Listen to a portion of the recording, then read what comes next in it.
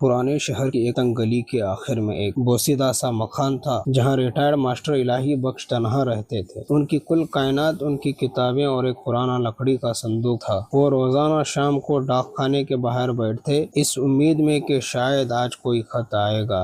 ان کا ایک ہی بیٹا تھا، سارم، جو پرسوں پہلے اعلیٰ تعلیم کے لیے بیرون ملک گیا اور وہیں کا ہو گیا۔ آہستہ آہستہ خاموشی نے جگہ لے لی۔ سارم اپنی زندگی کی دوڑ میں اتنا آگے نکل گیا کہ اسے پیچھے مڑے ہوئے سائے نظر آنا بند ہو گئے۔ ایک سرد شام جب دھند نے پورے شہر کو اپنی لپیٹ میں لے رکھا تھا، ماسٹر صاحب کا انتقال ہو گیا۔ محلے والوں نے مل کر انہیں سپرد خاک کر دیا۔ سارم کو اطلاع دی گئی، وہ 2 دن بعد پہنچا۔ اس کے چہرے پر دکھ سے زیادہ ایک عجیب سی بے چینی تھی۔ جب وہ اپنے باپ کے خالی کمرے میں داخل ہوا تو اسے وہی پرانا صندوق ملا۔ اس نے اسے کھولا تو حیران رہ گیا۔ وہاں سینکڑوں خطوط موجود تھے، لیکن ان پر مہریں نہیں تھیں۔ وہ سب خطوط سارم کے نام تھیں۔ جب ماسٹر صاحب نے لکھے تو تھے، لیکن کبھی پوسٹ نہیں کیے۔ ایک خط جو سب سے اوپر تھا اور جس کی سیاہی ابھی تازہ لگی تھی، سارم نے کانپتے ہاتھوں سے اٹھایا۔ میں نے یہ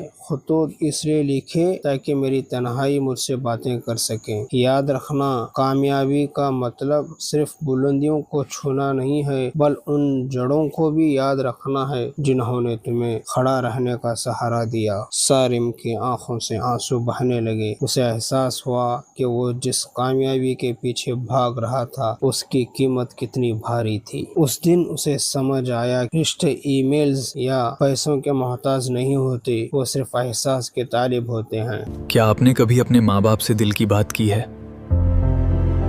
کامنٹس میں ضرور بتانا۔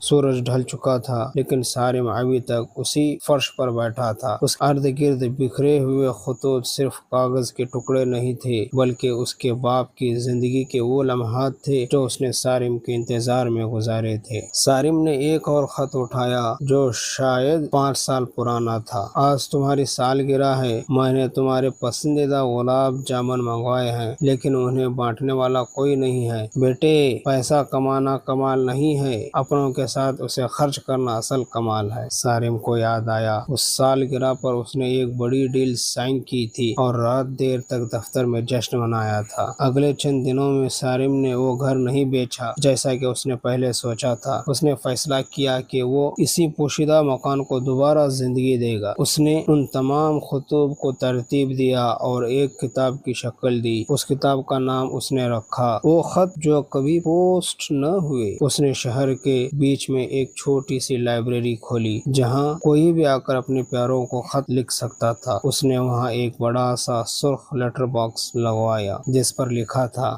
دیر ہونے سے پہلے کہہ دو۔ سارم اب پہلے جیسا سارم نہیں رہا۔ وہ اب بھی کامیاب تھا، لیکن اب اس کی کامیابی کا پیمانہ بینک بیلنس نہیں، بلکہ وہ وقت تھا جو وہ لوگوں کو دیتا تھا۔ اسے معلوم تھا کہ اس کا باپ اب واپس نہیں آئے گا، لیکن ان کی لکھی ہوئی ہر سطر اب سارم کے جینے کا طریقہ بن چکی تھی۔